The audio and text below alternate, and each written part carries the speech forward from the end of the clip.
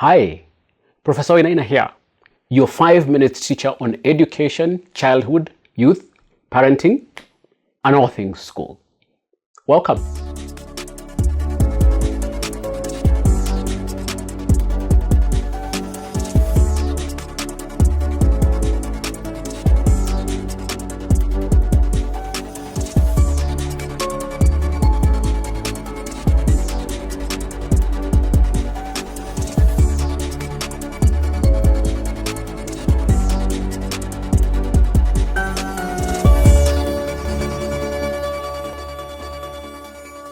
As adults, we often forget what it feels like to be a child in a world designed for grown-ups.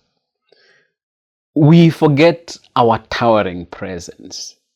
To a child, you are a giant. It is easy to overlook how children experience you because as adults, we experience the world from a completely different perspective. But for children, what looks like normal interactions for you can be overwhelming, intimidating, or even painful. One of the simplest yet most effective ways to bridge this gap is by literally lowering yourself to a child's level when talking to them. When you squat or kneel down, you reduce your physical presence, making yourself less imposing, less intimidating, and more friendly and approachable. This simple act can significantly change how a child perceives you. You will notice how much more open and relaxed they become when they don't have to look up at a towering figure. Similarly, be mindful of your touch.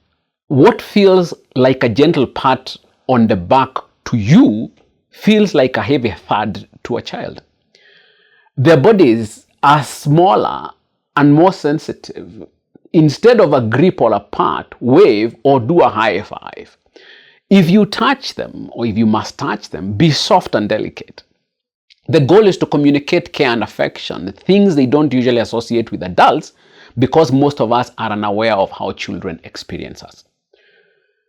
Your voice is another powerful tool in your interactions with children. Adults often don't realize how loud their voices can sound to young ears. Your regular voice can come across as frightening, even when the intention is simply to be heard. In the presence of children, practice speaking slowly and clearly, using a tone that is calm and reassuring. Lowering your volume means being mindful of the child's experience and approaching them in a way they can relate to and not feel intimidated. Also, consider the speed at which you move and act around children. Adults' normal speed is very uncomfortable for a child. They may need to make 3 or 4 strides for your one stride. Slow down when you are interacting with them. Walk at their pace, not yours. When you slow down, you give children the space to process what is happening, to ask questions, and to feel involved rather than dragged along. It's a way of showing that their experience matters to you. Most significantly, think about the way you hug or embrace children. What feels like a warm, loving hug to you might feel suffocating to a child. Children are smaller and less physically developed, so they can't handle the same level of physical pressure as an adult. If you must hug them, be gentle with your hugs and always be mindful of their comfort. If they pull away or seem uneasy, respect their boundaries. A hug should feel like a comforting gesture, not a constricting one.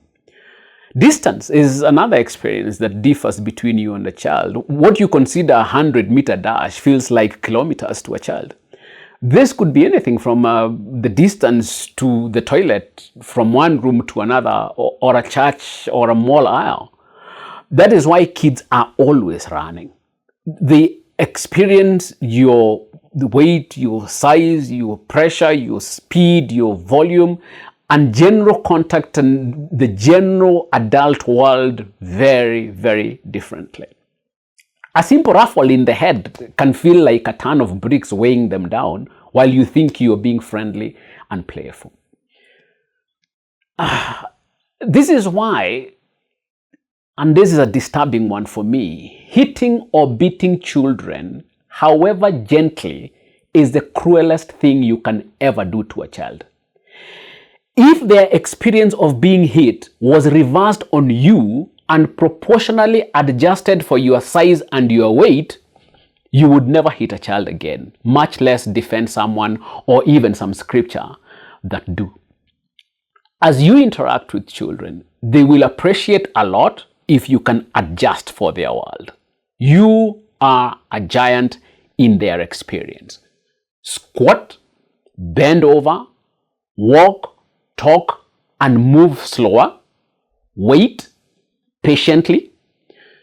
More importantly, teach and remind the adults around your child to be sensitive to this world of children, and your child will thank you for it.